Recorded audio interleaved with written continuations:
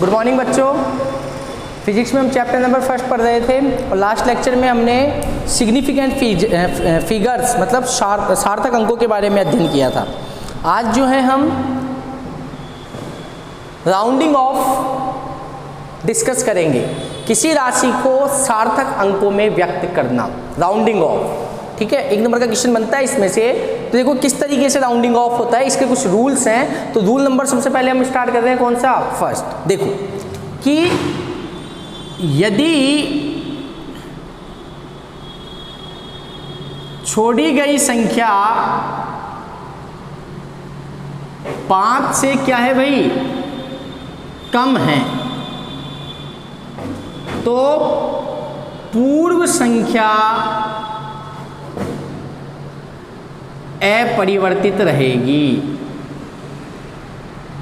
तो पूर्व संख्या कैसी रहेगी भाई? अपरिवर्तित। ये पहला नियम है। देखो कैसे, जैसे मान लो बेटा मैंने एग्जाम्पल लिखा 12.437। ठीक है, अब इसमें कितने सार्थक अंक है भाई? आपको पता है कि इसमें केवल सार्थक अंक कितने हैं? इस संख्या में सार्थक 1 2 3 4 5 सार्थक अंक है। हम लास्ट लेक्चर में डिस्कस कर चुके थे। जितनी भी शून्य संख्याएं होती है वो सार्थक अंक होती है। लेकिन अगर क्वेश्चन आ जाए कि इस संख्या को आप सार्थक अंकों के रूप में लिखो, और कितने सार्थक अंकों के रूप में लिखो? 3 सार्थक अंकों के रूप में लिखो। तो देखो 3 सार्थक अंकों का मतलब 1 2 और 3। तो आपने किसको छोड़ा है? 3 को छोड़ा है। तो ये 3 क्या हो गई बेटा? छोड़ी गई संख्या। और ये 3 जो है वो 5 से क्या है? कम है। कि चूंकि 3 जो है वो 5 से क्या है? कम है। 3 छोटी है, 5 बड़ी है। ठीक है, तो ये जो छोड़ा गई संख्या है 3, ये 5 से क्या है? कम है। तो पूर्व संख्या 3 से पहले की संख्या क्या है? 4, वो क्या रहेगी? अपरिवर्तित रहेगी। ये संख्या जिसमें सार्थक अंक 5 थे, अगर इसे 3 सार्थक अंकों में बदलेंगे तो अब आंसर क्या आ जाएगा? 12.4 ही रहेगा। पहले वाली संख्या जो 4 है वो अपरिवर्तित रहेगी। ये है हमारा नियम नंबर कौन सा? फर्स्ट। इसी तरीके से हम आगे बढ़ते हैं। नियम नंबर बेटा कौन सा? सेकंड।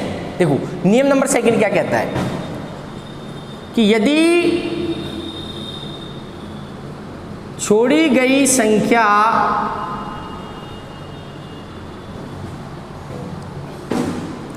पांच से अधिक हो तो पूर्व संख्या एक अंक बढ़ जाएगी। देखो बेटा ध्यान से देखो कि छोड़ी गई संख्या यदि 5 से क्या हो? अधिक हो। जैसे मैंने एक एग्जांपल लिख दिया 87.673। ठीक है, क्वेश्चन है मेरा 87.673। इस क्वेश्चन में हम क्या कह रहे हैं कि इसके अंदर देखो पहले सार्थक अंक कितने हैं? 1 2 3 4 5। इसके अंदर क्या है बेटा? सार्थक अंक है। लेकिन क्वेश्चन कह रहा है कि इस संख्या को आप केवल कितने सार्थक अंकों के रूप में लिखो? 3 सार्थक अंकों के रूप में लिखो। ठीक है, तो 3 सार्थक अंकों के रूप में जब इस संख्या को लिखेंगे तो क्या हो जाएगा? 87.6 हो जाना चाहिए। आपने कौन सी संख्या छोड़ी? 7 छोड़ी। 7 छोड़ी ना। तो 7 जो है, देखो छोड़ी गई संख्या कौन सी है बेटा? 7 है। लेकिन ये जो 7 है वो 5 से क्या है? अधिक है। अरे छोड़ी गई संख्या 7 5 से क्या है? अधिक है। तो पूर्व संख्या कौन सी है बेटा? पूर्व संख्या 6 है। वो एक अंक से क्या हो जाएगी? बढ़ जाएगी। मतलब 6 की जगह कितना हो जाएगा? 7 हो जाएगा। तो जब 87.673 को 3 सार्थक अंकों के रूप में लिखेंगे तो ये 87.6 ना होकर 87.7 होगा। क्यों होगा? क्योंकि छोड़ी गई संख्या 5 से अधिक है। तो इससे पहले की संख्या एक अंक क्या हो जाएगी बेटा? बढ़ जाएगी। ये हो गया मेरे पास नियम नंबर कौन सा? 2। अब बात करते हैं हम नियम नंबर कौन से की? थर्ड की।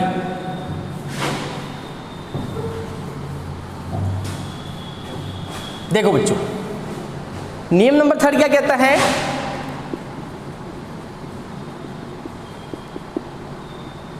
कि यदि देखो पहले नियम में संख्या 5 से छोटी थी, दूसरे नियम में संख्या 5 से क्या थी? ज्यादा थी। यदि छोड़ी गई संख्या 5 हो तथा इसके बाद अशून्य संख्या आए, इसके बाद क्या है भैया, अशून्य संख्या आए, तो पूर्व संख्या 1 से बढ़ जाएगी। ध्यान से समझ लो इस चीज को, क्या कह रहा है ये। जैसे मैंने कह दिया 12.652, ठीक है। इसमें सार्थक अंक कितने हैं बेटा,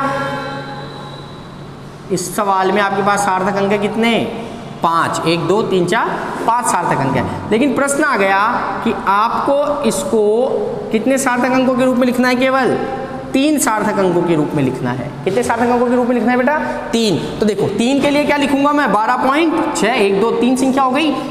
छोड़ी गई संख्या कौन सी है, 5। भाई ये ना तो 5 जो है ना तो क्या है कम है ना क्या है ज़्यादा, ये तो खुद स्वयं 5 है। तो अगर छोड़ी गई संख्या स्वयं 5 हो और इसके बाद अशून्य संख्या है, 5 के बाद क्या आ रहा है, 2 आ रहा है, तो ये शून्य नहीं है, ये कैसी संख्या है, अशून्य संख्या है। तो पूर्व संख्या कौन थी बेटा, 6, 1 बढ़ जाएगी, तो ये 12.6 ना होकर क्या हो जाएगा, 12.7 हो जाएगा। क्लियर ये चीज। इसी के साथ हम पढ़ते हैं नियम नंबर कौन सा, 4, कि यदि मान लो छोड़ी गई संख्या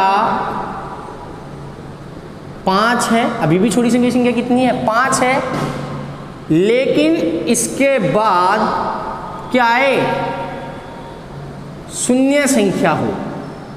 इसके बाद कितनी संख्या हो बेटा, शून्य संख्या हो, तथा पूर्व संख्या क्या हो, सम हो, तो पूर्व संख्या अपरिवर्तित रहेगी।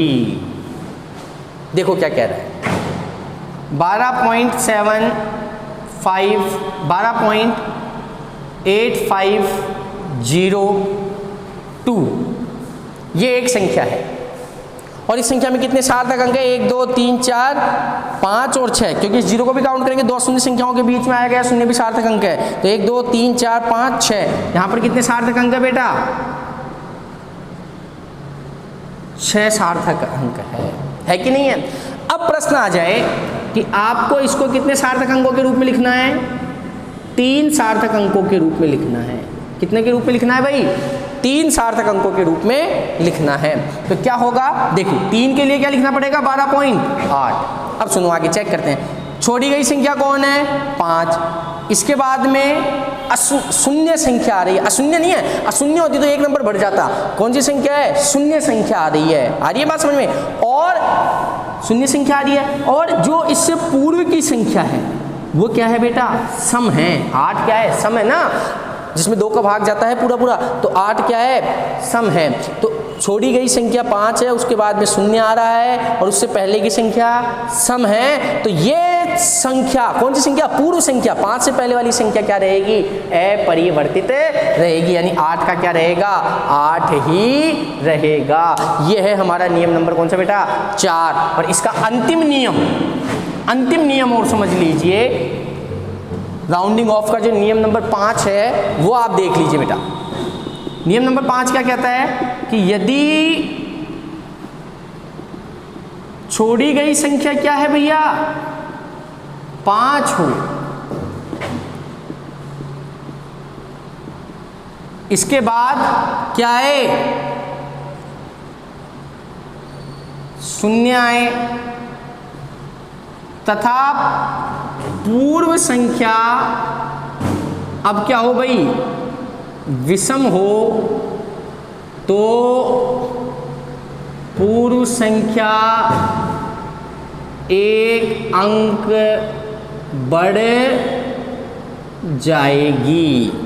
ठीक है, एग्जाम्पल देख लेते हैं। 13.75003 ये संख्या है, ठीक है बेटा। इस संख्या में कितने सार्थक अंक है? 1 2 3 4 5 6 7, क्योंकि ये जीरो भी काउंट होंगे कि नहीं होंगे? अरे दो शून्य संख्याओं के बीच में आने वाले शून्य सार्थक अंक होते हैं। 1 2 3 4 5 6 7, तो यहाँ पर कितने सार्थक अंक है भैया? 7 सार्थक अंक हैं। और हमने क्या कहा, हमें इस संख्या को कितने सार्थक अंकों के रूप में लिखना है? केवल 3 सार्थक अंकों के रूप में लिखना है। 3 के लिए कैसे लिखूं भाई? 13.7 तो लिख ही दिया मैंने। छोड़ी गई संख्या कौन हो गई? 5 हो गई। तो क्या इस 5 के बाद में शून्य आ रहा है क्या? अरे छोड़ी गई संख्या 5 है और इसके बाद में क्या आ रहा है? शून्य आ रहा है। और पूर्ण संख्या क्या हो? विषम। पूर्ण संख्या क्या है भाई? विषम। 7 क्या है? विषम है, जिसमें 2 का पूरा पूरा भाग नहीं जाता। पूर्ण संख्या क्या हो? विषम हो। तो 7 विषम है कि नहीं है? बिल्कुल है। और पूर्ण संख्या अगर विषम हो तो पूर्ण संख्या 1 अंक बढ़ जाएगी। मतलब ये 7 जो 1 अंक बढ़ जाएगा, ये 7 ना होकर क्या हो जाएगा भैया? 13.8 हो जाएगा।